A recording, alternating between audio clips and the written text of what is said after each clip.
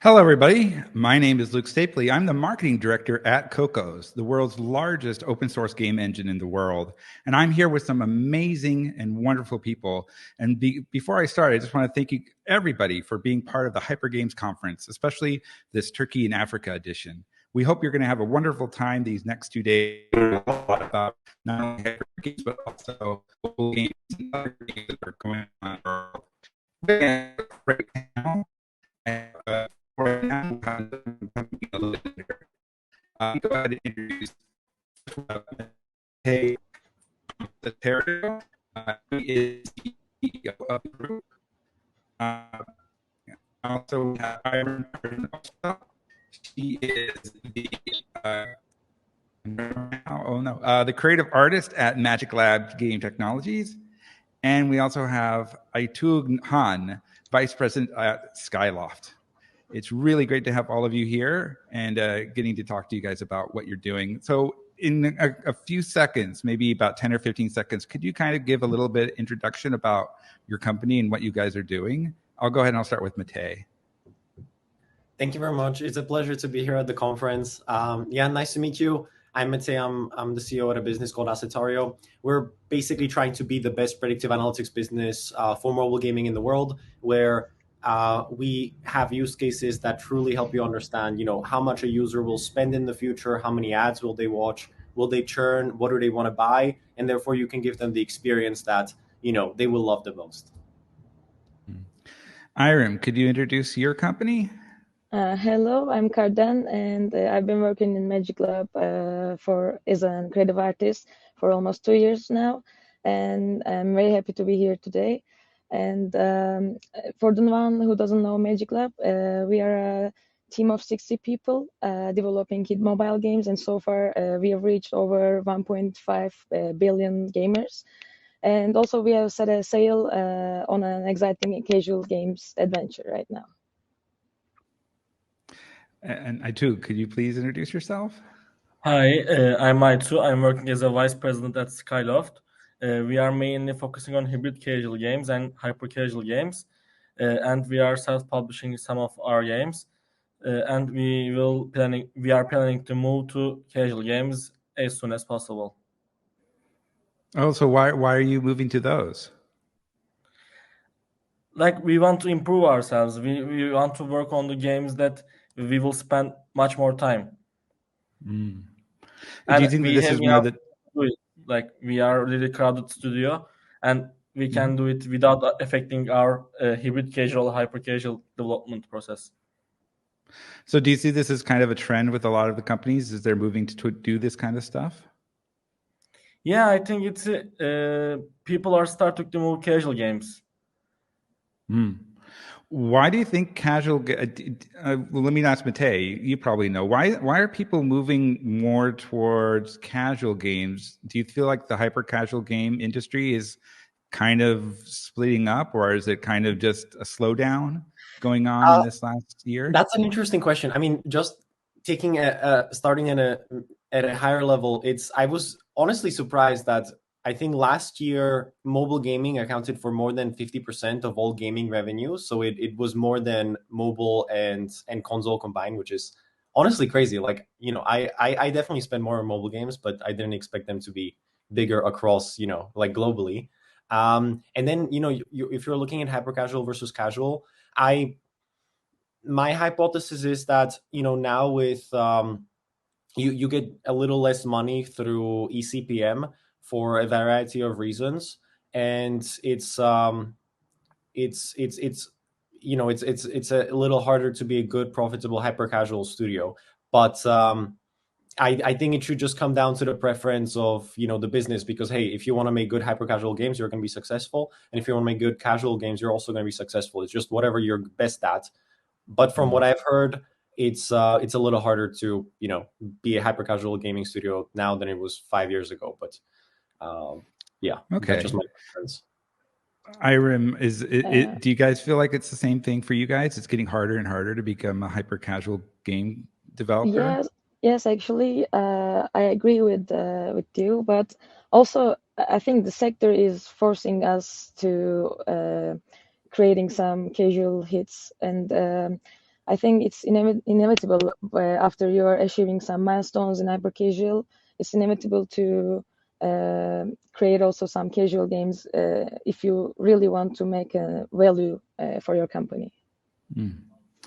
That's interesting. So, well, then let's kind of start off with the first question I really had was like, what are the new trends going on within the marketing of hyper casual games? Is there anything that you are looking at that's looking very exciting? I mean, I'm still seeing the same old ads that I've been seeing for the full year. And I'm just kind of wondering, is there any kind of movement going on? It's very fascinating to me to find out. I'll talk to Aytuğ. Do you have anything that you've seen? I think social media platforms are starting to get more profit, like Snapchat and TikTok. Generally, we weren't using them at all. We were only focusing on Facebook, fun or feed. But now Snapchat is profitable, TikTok is profitable, and creatives are evolving. Like we have to use voiceovers. Voiceovers will not work on Facebook, but they will work on TikTok or Snapchat. So everything is evolving. Creatives, game genres, everything. So new creatives are really exciting for me. People are looking for different things. We change them. That's very interesting. Irem, is that kind of the same thing that you're being asked to do? Is a lot more different stylish for Snapchat and TikTok? Yeah, for the voiceovers that I could mention right now, actually they are working better in TikTok and Snapchat because everyone use those networks with the audio as much as the videos. For example, we cannot see anybody in Facebook.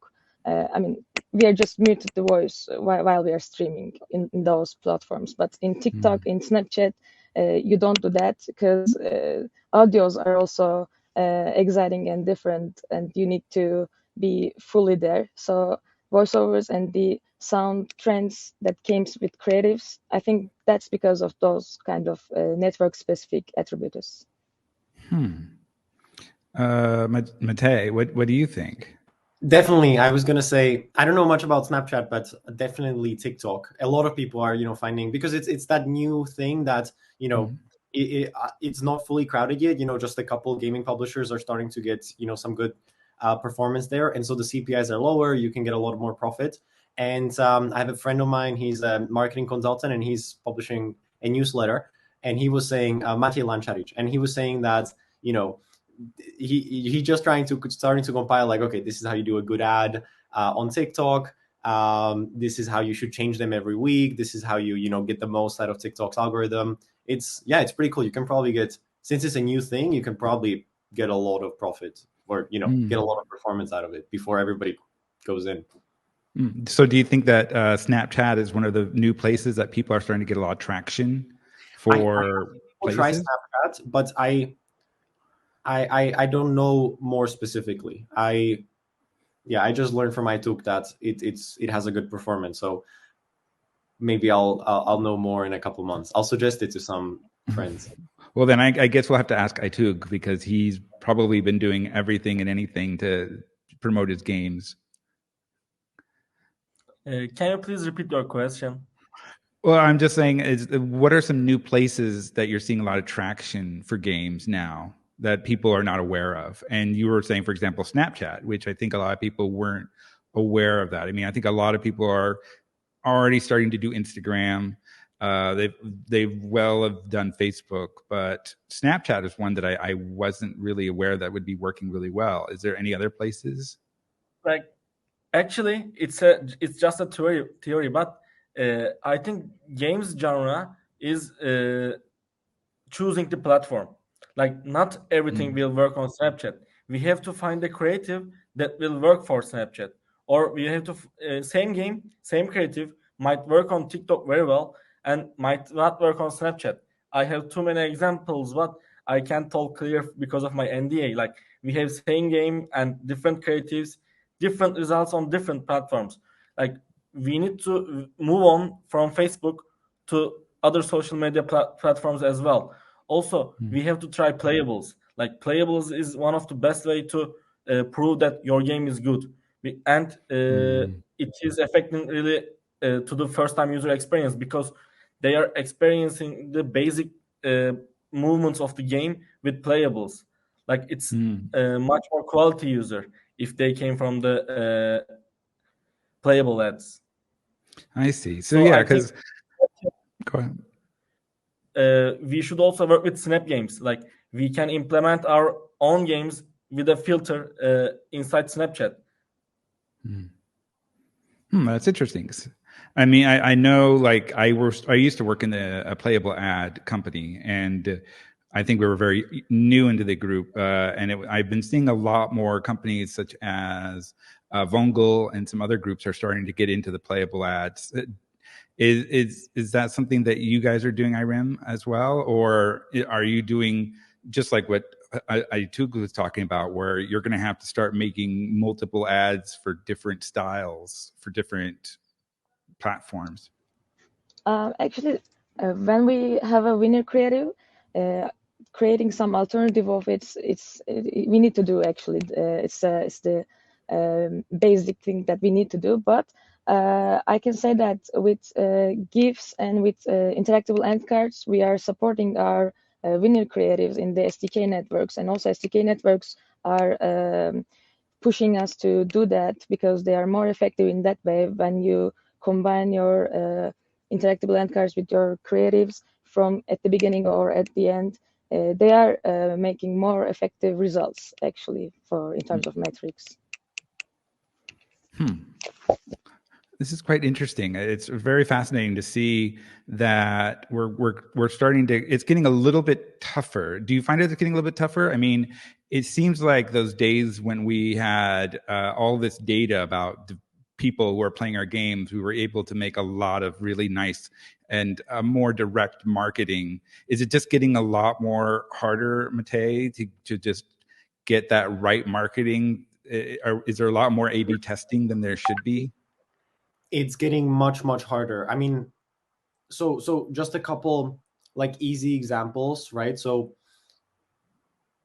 just over the last year, obviously with IDFA being deprecated, Facebook performance has gone down, iOS performance has gone down. So that's just obviously saying, okay, it's harder just because performances have gone down. But it's not just that.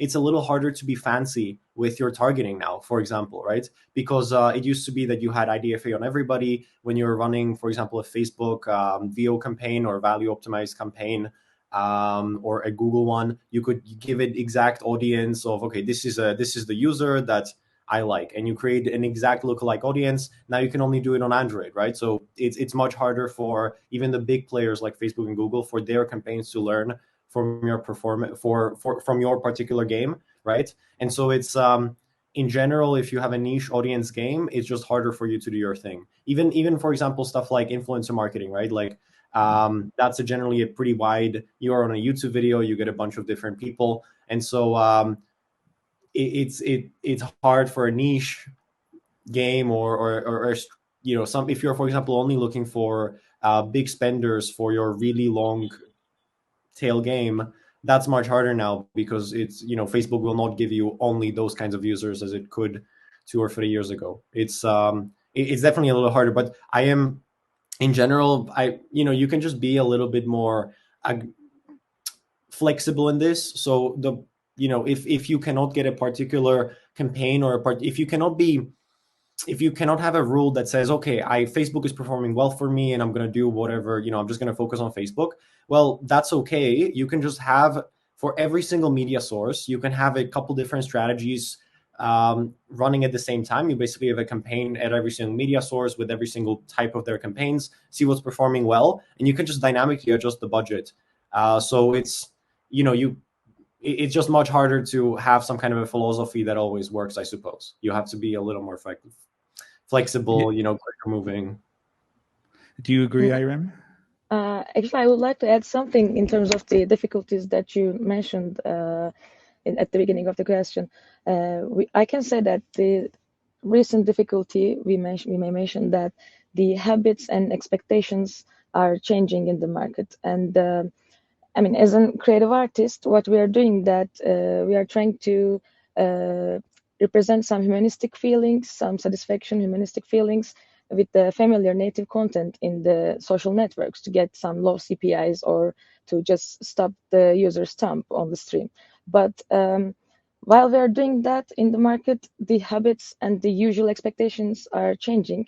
What I mean is, for example, we are seeing more arcade idle games instead of runners compared to at the beginning of the 2022 or at the end of the 2021. And normally we expect that having some low CPIs in the quarter 1 or quarter 2 and maybe some little bit higher CPIs in the quarter 3 or 4, but it's changing. We just found our good CPI for our last hit Dream Wedding at the end of the 2021, which was a runner, but also it was the end of the year and it was unexpected for us too. And those kind of habits are changing. And with Arcade Idol, I think so many habits will change also, especially in our creative artist parts. Because with runners, having some low CPIs, maybe we have some habits to do that.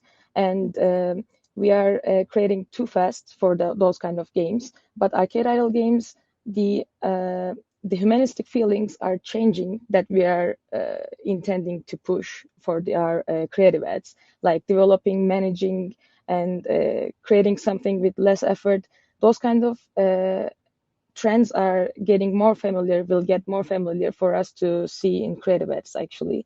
That's just because of the different needs of the market and different game titles which are changing. It's really it's quite difficult. I find that this is an interesting change of events. I remember I was doing this in March of this year, and everybody was extremely excited about the future. And it seems like we're starting to see we're hitting a brick wall of some sorts. And that's pretty bad. I mean, we were talking a little bit, Matej. You talked a little bit about influencers. And that is something that we in Asia, we find a lot of really big use for influencers. And so the question is influencer marketing working in the West? Is it working in places like Turkey or in Africa? It's interesting. So our solution generally works with performance marketing. So with influencer marketing, it's just, what I can talk about from more just general conversations. But it's from what I've heard, influence marketing really seems to work well in China. Like, all the e-shops, they're getting a lot of performance out of, influencers trying to sell their goods and so on. So if anything, look, if it maybe the Western customer is a little bit different, but if anything, we should at least try to learn from, whatever the East is doing and try to apply it in the West. My YouTube is spammed with NordVPN, and every single creator seems to have some kind of a 1-minute slot with NordVPN. So look, if they've been doing it for 5 years, they certainly are getting some very solid performance out of it. And or maybe Raid Shadow Legends has been doing it for 2 or 3 years back in the day, like maybe a year ago. And so you can definitely, it's just hard right now on the MTV, right? Like, you had the other side MMO kind of being advertised. You can definitely figure something out there, but it's a completely, you need to know which YouTuber you want to go after and so on. Are you doing the same thing, Aytuğ? Are you starting to look into the influencer marketing groups? Actually, not yet. I haven't got any experience with the influencers, but from what I observed, that sometimes some YouTube channels are promoting our games just to get views for their channel. But I see that when they release their video, we are starting to get too much organic downloads. Like, it is affecting. People are watching the gameplay videos, and if they like it, they are downloading the game. So I think influencing is a really good market for the games, but it must be detailed. Like, not just the Instagram story that, oh, I like playing this game, please download it and play. It must be more detailed. Like, someone has to play the game, observe it, and tell the people. Like a promoter. Oh, I'm sorry. Anything else you wanted to say, Aytuğ? I apologize. Thank you. Oh, okay. Irem, do you have anything to say about influencers? I don't know.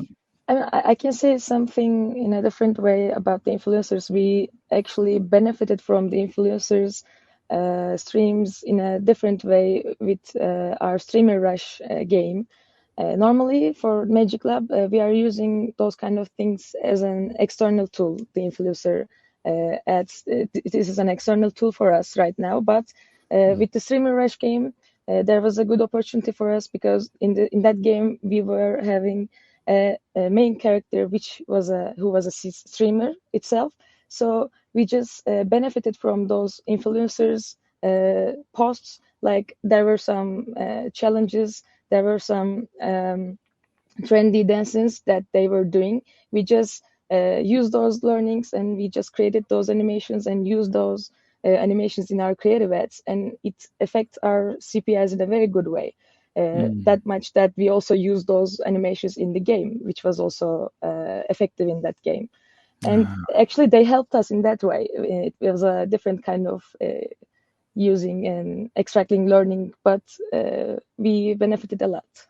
Yeah, I've seen a couple of games that have been using influencers as a part of their game, adding different kind of characters that are kind of look like the player or maybe do dance moves just like influencers have done. I know Fortnite would be a great example of that. So it's very fascinating to see this, especially in the gaming industry. I'm going to go right back to you, Irem, because I think one of the things I wanted to ask is, and I think because you were talking about how you had a game that wasn't doing very well and you just kept holding on, then one quarter it all of a sudden it just worked.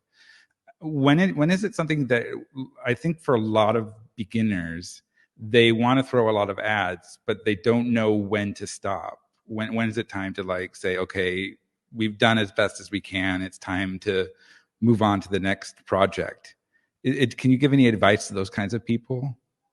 Yes, sure. I think my advice is we need to I can say as we deconstructing games, we need to deconstruct creative ads also. When we deconstruct them, we can see that, where to stop. It means if you have a lot of efforts in terms of gameplay, core mechanic, and art or fun factor of your game, then it's all you need. Then you need to stop. For example, for the first test, just for the first test, I'm saying, we in Magiclab we call them MVPs, the most valuable factors for our game. We are trying to present those contents for the first game. If they work, then we continue. If they doesn't work, then just kill it and see for the other options, alternatives. Because the core mechanic, the fun factor, the straight gameplay can do a lot, and these are the, I think, valuable data. If you are using those kind of contents and getting some data, these are the valuable ones. If you are giving so much effort, so much workload, and getting a little bit good CPI or something, you are just misleading yourself, in my opinion.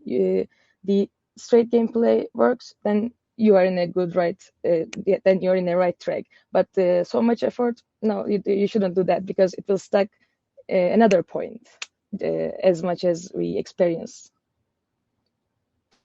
Yeah, I love that, because I have a friend I talked to at one game conference, and he kind of was giving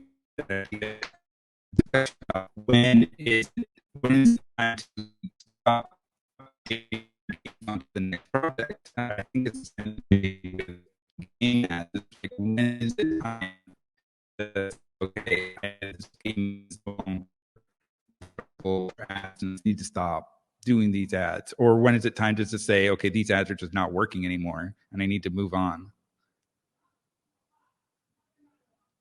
So you cut out a little bit, I think. Oh, I apologize. Yeah, I saw that everybody's kind of cutting out. I apologize. So the question really is what is the thing that really tells you, okay, that's it, I need to stop doing these ads, or okay, it's time for me just to cut them all off and just move on to the next project? I can just say I was reading this, or there's a nice term for it. I'm part of for the language, but it's the law of shitty cohorts, and it's basically some kind of a marketing campaign can be performing for you, and then you try to scale it, and at some point you're gonna get a all the new cohorts of users that you're getting are just much worse in retention, much worse in spending. Everything is going badly. So it's you basically try to max out. I mean, if you're running 30 campaigns at the same time, just it is what it is. Like this campaign does that, this campaign does that. Try to scale them to their max, and that's it. Like, hey, what is the highest amount of marketing budget we can give it so that it has a positive ROI, and look at it mathematically. But Irem is brutal in her response, in the sense that look, if the straight gameplay doesn't work, it's like, I'm sorry, buddy. You can maximize the ads, but you're gonna hit a wall in the next year. So yeah, that's I respect that. That's hard to tell yourself. Oh yeah, sorry, as a creative artist, you just get used. I'm get used with it, so that's why maybe I was a little bit harsh. No, I think it's all, we're all in agreement. Like you have to have a good game to just start. If your game's not good, then you're just throwing caution to the wind and throwing a dart on the dartboard blindfolded and just hoping that it hits some kind of target. Aytuğ, is there kind of a time period in your company that you guys go, okay, that's it, we need to start moving on with different ads? We are following the same way as Matej. Did I pronounce it correctly? I'm sorry. We just check the CPI and check the ROI. So if it's good to go, we are going, or we are just moving to another ad. Okay, good for all of our beginners to know. Just that, yeah. Sorry if I may. It's just like something throws a bit of a spanner into it. Like, for example, if you're running big Google value optimization campaigns, and the minimum budget you have to give it is 20 or 25K for it to learn and for you to know the performance. That's expensive learning, but it is what it is. It's a little bit harder than obviously I made it seem. Okay. Well, let's all put on our let's go ahead and let's get our big magic crystal balls and look into the future for the next 3-4 months. And let's find out exactly what do you think are going to be the big things in marketing for the rest of this year. So let me go ahead and give this first to Aytuğ. In your crystal ball, what are you seeing in the end of 2022? So Google Play started to bring more profit than Apple. So this is a really big change for us. And Google took a really weird policy, and it is restricting ads in the games. So we can interrupt the gameplay, or we can't modify we can't force users to play ads if he is or she is rejecting watch rewarded video. So this is a huge difference for us, because we are used to practice that if the user chooses no thanks, we are just putting interstitials to there. And they are planning to forbid this. So this will really affect our in-game ads, and maybe we will start to force user to in-app purchases. We will make much more detailed games and force them to buy in-app products to get more profit. So it will be an interesting 6 or 7 months, and we will observe, because we don't even know how Google will apply that policy. Will they follow it, or will they just announce it and let it be? Yeah, that is going to be interesting. I saw that they were starting to push for more improved ad styles instead of, just like you were saying, it's like, oh, you beat the level, great, you have to watch an ad before we go to the next level. There are those kinds of things, correct? Yeah, and as a gamer, I love their idea, but as a game developer, I hated it. Yes, yeah, it's a love-hate relationship with all of these game companies, especially these Google and Apple. Let's go with Matej. What's in your crystal ball?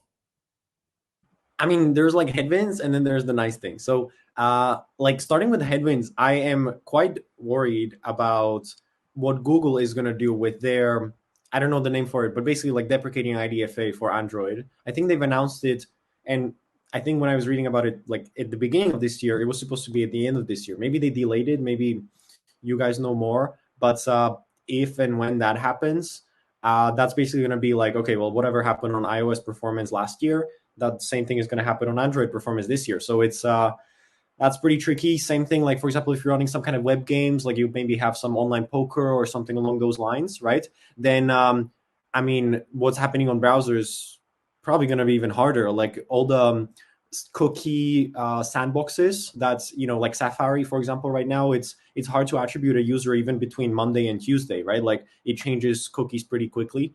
So if Chrome does it, and I think, or maybe Mozilla announced it or something along those lines, that's going to be pretty hardcore. So there's going to be some tech that is going to allow you to do this anyway. For example, AppsFlyer has some kind of a cool privacy sharing cloud where, maybe publishers pull data and in a way where, no publisher sees other publishers' data, but they can use it for targeting, perhaps, like a big first party data pool ish. That sounds pretty cool. We'll see. And somebody's going to solve it, but it's going to be like a struggling half a year until that happens. And then the really cool thing is that you have so many other platforms, Larry. Like up until now, Google and Facebook were just having crazy profits, right? Because they were the only two platforms that were working. In a couple of years' time, hopefully Apple is going to go out into the market. Snapchat is there, TikTok is there, influencers are there. Everybody, a bunch of homegrown consumer apps are going to be building their own ad networks. Netflix is going to have an ad network. I mean, you're going to have so much more opportunity to shine because it's not just, because you actually have options to be good, like you have levers to pull. Oh yeah, we've been seeing a lot of really big, interesting stuff going on with HTML5. As Cocos, we're known as one of the biggest game engines for the HTML5 revolution, and we're seeing a lot of interesting new players that are going to be coming in. It's looking to be the beginning of a new Flash game revolution within the HTML5. So it'll be very interesting to see how advertising on H5 is comparative to what we're seeing on the mobile apps. Irem, do you have a crystal ball, right? I just assume you do. Yeah, of course. Of course. What would be in your crystal ball for the next few months? For next few months in my crystal ball, actually, I more focused on the changing genre for the hit games. Like I'm more focused on arcade idle hits and some hyper hybrid games, because I'm sure that it will change our creative habits. And as a creative artist, I need to follow those changes. And what will those change? In my opinion, I think we will need to have more long-lasting schedules as in creative scenarios, because it's not like runners. It will not consume itself. It will grow and grow. It's the arcade idols and the hybrid games. They will grow, and your target user group will change maybe in time. I don't know. I mean, we will create some creative scenarios for one specific target user groups in order to, according to our metrics. And then with time, which is very longer than other kind of hyper casual games, with time, those kind of target audience will change, or you will, we will reach all the, maybe all the, and hopefully all the users that we can reach to install our game. Then we will look for different kind of, not the first target user group, but for the secondary and third user groups. So our scenarios, our approaches will change. We will try a lot and learn a lot, I think, through this journey. Well, while we're moving on in this journey, let me just remind people, if you have any questions, go ahead and put them in the private chat or put it in the chat, and I will go ahead and I will try to get our guests to answer them. I know this is a great opportunity. You get to talk to some really good, knowledgeable folks about what's going on. So if you have one, go ahead, and we'll be answering them throughout this session. So let's go on to something that I asked, spoiler alert, I actually asked some of these questions to them prior to this event. So a lot of people already know these questions. I wanted everybody to be prepared. One of the questions I had that I thought might be of interest is, what do you think is dead and done for? What should we no longer be looking to do? I know that there's a lot of people are talking about, oh, we should do this now. But what are things that are like, okay, never do this again. We're done. It's over. Move on. We won't be seeing it for another few years. Let me ask Matej, what do you think is just done? Don't do anymore.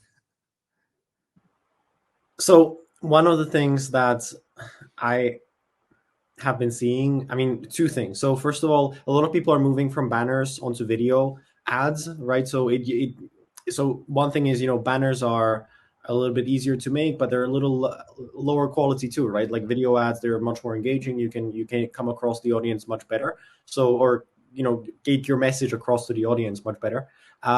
So that's one thing. People can still use banner ads to like test out whether some kind of a messaging strategy or some kind of an audience works, or some kind of a campaign works. But then, if that's doing well, then move on to video ads immediately, put in a little bit more effort. It's, you cannot test with video ads at scale really, but you can with banner ads, but then you really should go into video or something, nicer. And same thing is, you just have to be more fancy with your marketing targeting. Like it's just not possible anymore to have some kind of a general message for anybody out there, like this is my European campaign running for Google, because I mean, there's too many people who are trying to beat you out on getting this user to download the game. And so you need to go like really specific audience, specific message for this audience. And it's, it's just, you need to put in a lot more work to succeed with a niche audience. Yeah, it takes a lot more work now. Much harder.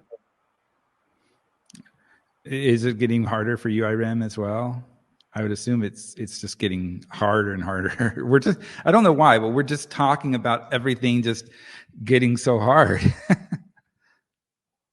Because in hyper casual sector, where I was feeling that at the beginning, and I'm still feeling it every day. We are just squeezing rugs each day, so it needs to get harder sometimes. You're squeezing rugs to get some water from it. Well, what is something that you're seeing that people should be moving on from, that you saw that's like, that's it, let's move on? I know we said banner ads, just using banner ads for your advertising is just dead wrong. What about you? What's something that you've seen that you feel like just don't do? I mean, I think I will approach this question also from creative scenarios side as my proficiency, but I can say that as a fun factor, we just tried it, so maybe it's a little data. We were having a game for the first test, and we put some Squid Game things inside of it, not from the Squid Game title, but not from its contents, but our main character was familiar with that, so it was he needs more money, so he can do anything for money. So we just put the art style of Squid Game to try if there's a CPI in that still, and I can surely say that Squid Game is that right now, and it's a fun factor, but it is. Okay, so don't use 1-year-old TV shows that became super popular and now people have forgot about. Yes, sounds like a good idea. So I'm guessing She-Hulk will not be a very big thing to talk about next year, I guess. Aytuğ, is there anything that you guys are just saying, you're telling your marketing team, don't do this, we're done? I think banners, same. I'm thinking as the same, banners. Like, we have too many alternatives for it. Even in-game ads banners or creative banners. Like, people are tired of seeing banners or some weird challenges. Like, I can't beat level 50. Can you try this? Like, they are still like that kind of creatives, but not at all. Not like they used to do it. So I think we will definitely lose banners on creative sites. And okay. I would like to add something to that. I agree with you, but also I can say that for taglines that in our creatives, we need to also have some native and daily contents to make user pay attention.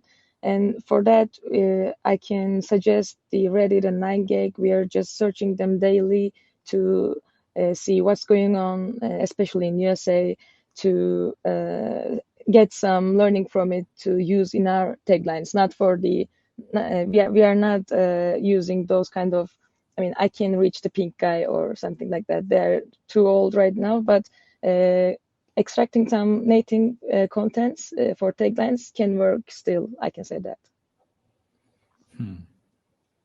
Interesting. Okay. Well, thank you so much for telling us about that. That's good to know. Luke, can yes. I ask you a question about Cocos? What are you guys doing for marketing?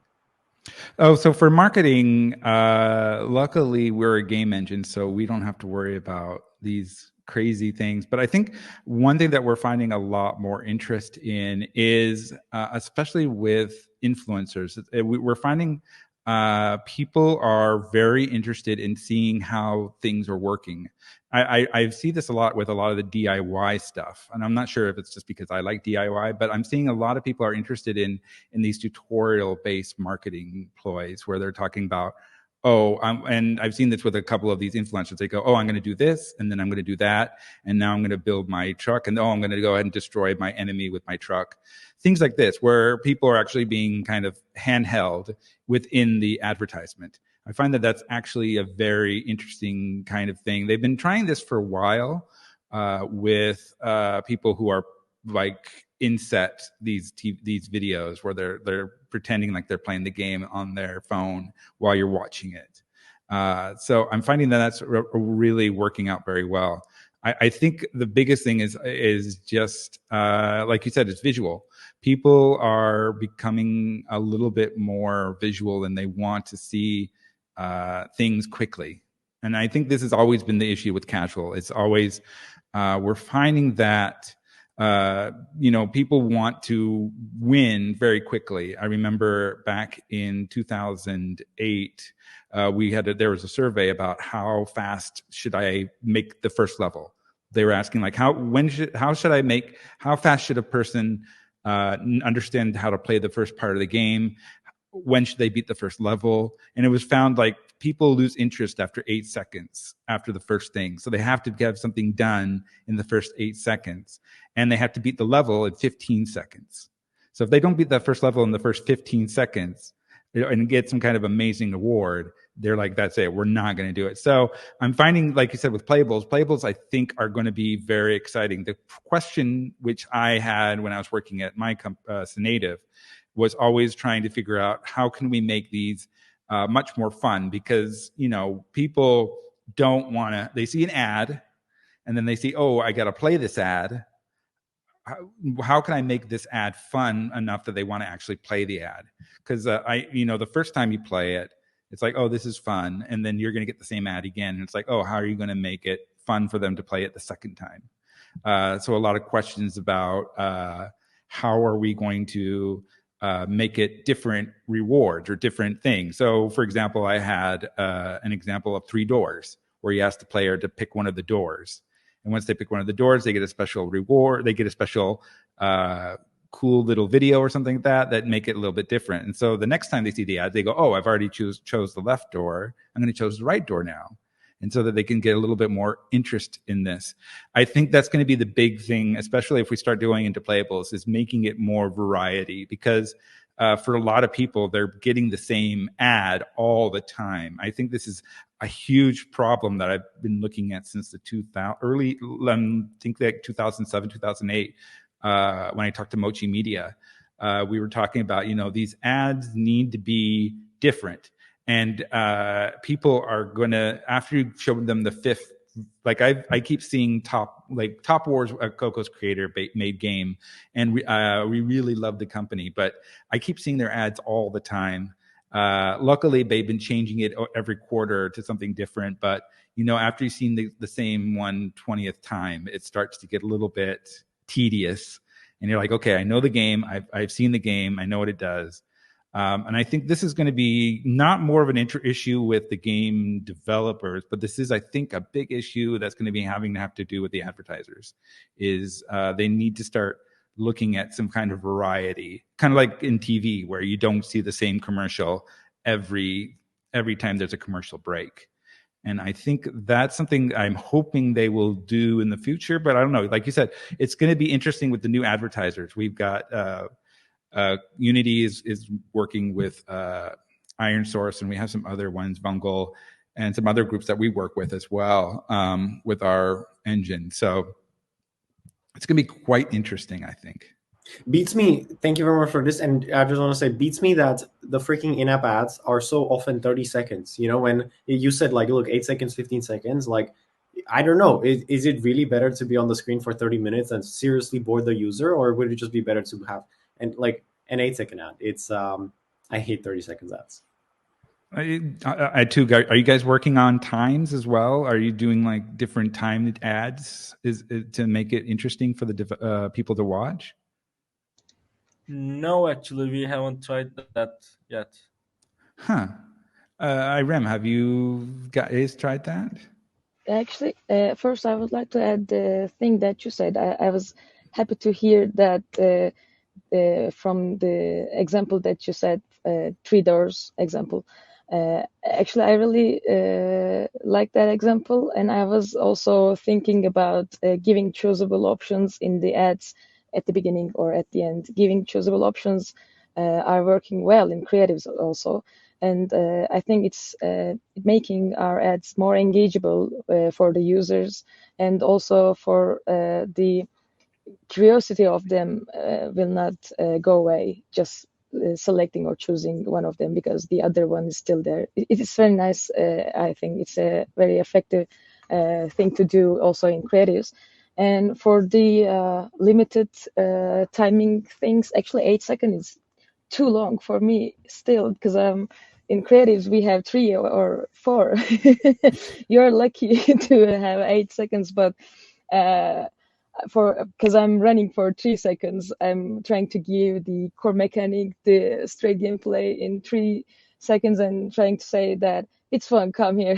But it's more or less than 8. But still, maybe it's not.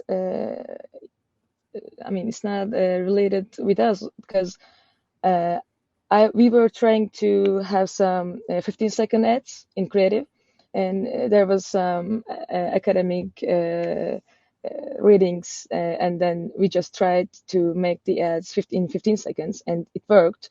But then for the test part, it worked. The CPIs get lower and lower, but then we realized that in SDK networks, they will ask for 30 seconds ads. So we need to enlarge them still, because the issue is like that. So even if they are getting low CPI in the social networks, in the SDK parts, you need to do that in 50 or 30 strict. So that's another issue about the time part.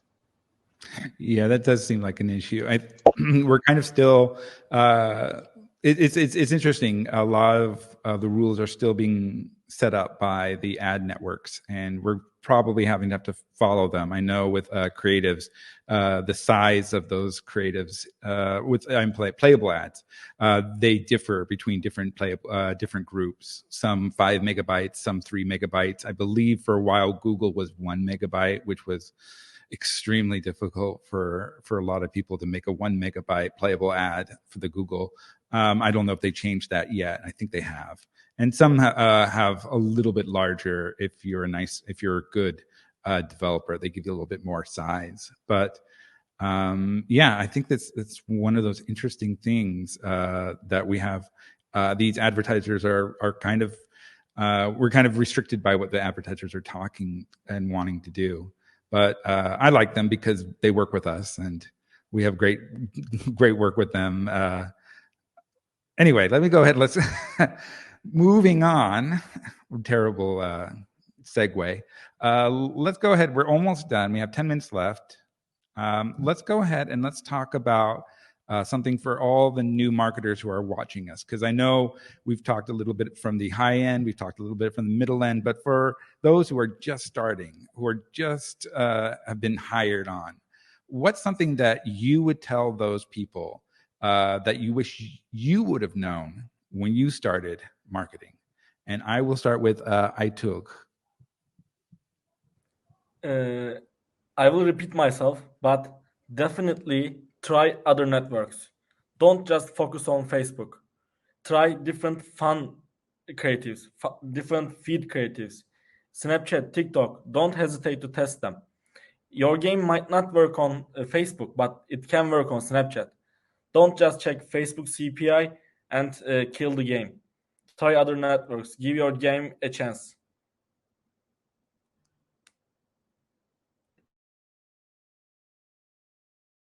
I think you are muted, Luke. I am muted. Now you guys got me. Okay. Now we've done it all. Okay. Irem, it's your turn. I agree with Aytuğ in that issue because every social network, we are testing on social networks, and every social network has its own specific trends and user groups and user habits. So it's a very good advice, I think. And also, from my perspective, following as much as creative ads is vital, since the CPI is something unpredictable. It's an unpredictable value for us. Even if we have some learning from data, because it's changing a lot.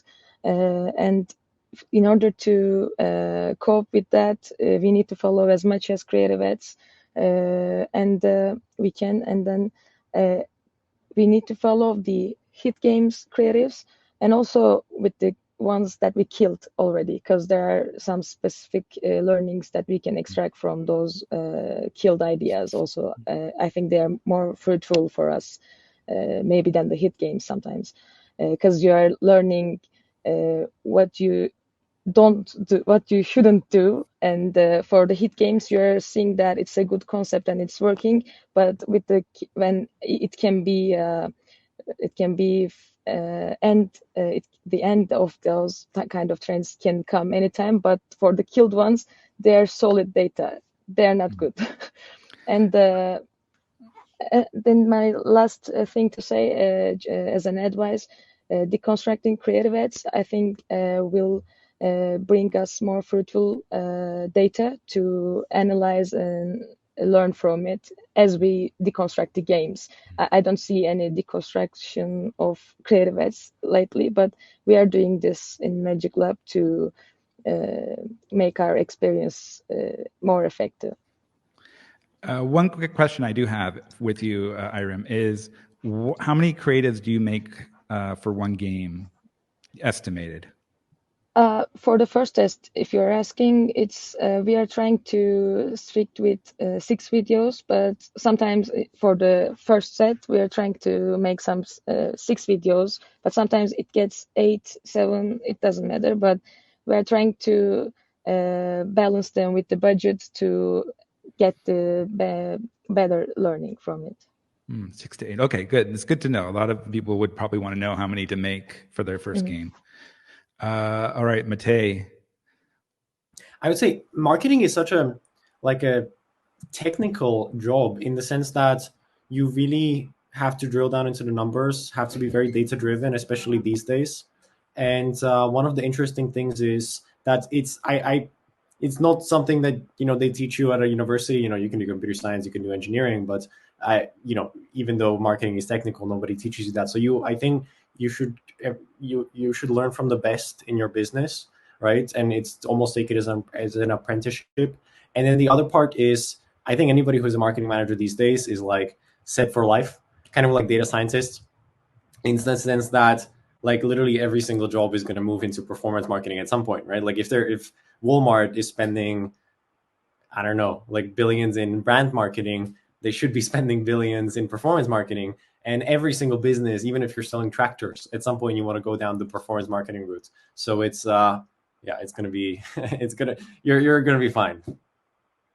Yeah, that's kind of what I've seen. It's like you may not have to do performance marketing, but you should know at least a little of it, because I think there are the performance marketing group, which are the people who are looking at the numbers all the time and trying to figure out. And then there's also the creative marketers who are making all these, like what Irem's doing, is she's more of the creative kind of marketing, while Matej, you're more of the data-driven one. And you need to have a little bit of both of them. But yeah, like you said, is focus on one and just really push hard on that. I think that's a great thing to say. So, all right, well then I guess that is, oh no, we have more time. I thought we'd have a couple more minutes, but I think we have time for questions and answers. Do we have any questions? I didn't see any questions from the audience, which scares me. First off, because either A, they weren't listening, or B, they were listening, but they were listening way too hard, which it's okay. You can listen very hard if you want. But wow. Okay. Well, I don't know. Is there anything? Well, then I guess we're going to ask my very fun question that I always ask is, if you had a question for anybody else in this group that you wanted to ask, please go ahead and share it. Matej, Aytuğ, Irem, do you have any question you want to ask anybody else here in this group? A lot of thinking. A lot of thinking.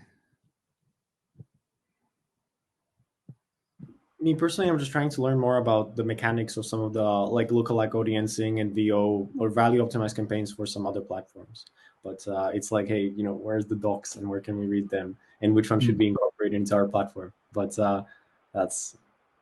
Well, Aytuğ, do you have anything to comment about that? Unfortunately, it's a thing that you figure out yourself. There is not an exact documentation for it. Like, you just test it and learn it. I really want to learn the algorithm behind the ROAS campaigns, but I can't just open it and read it. I can ask a question, okay, actually. Since we are having that kind of issue here also, and also since they are starting to create some casual games, what are the differences of the differences of the habits between the casual and hyper casual marketing in terms of creatives that you're observing lately?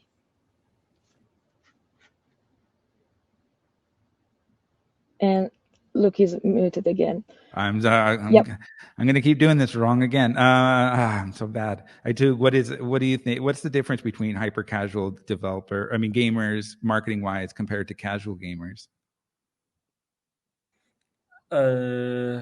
I think hyper casual users are looking for the 3-second videos, and hybrid casuals are just looking for a kind of a deep story behind it. Not just like Call of Duty or something like that, but they are looking for a little bit deeper story, like My Little Universe. I think it is one of the most beautiful game, not of course in the world, but in the genre, it is the leading game, I think. So people are looking for a story behind it, and the video lengths might be longer for hybrid casual, but for hyper casual, it must be 3 seconds, and user must understand the game as soon as they look the video.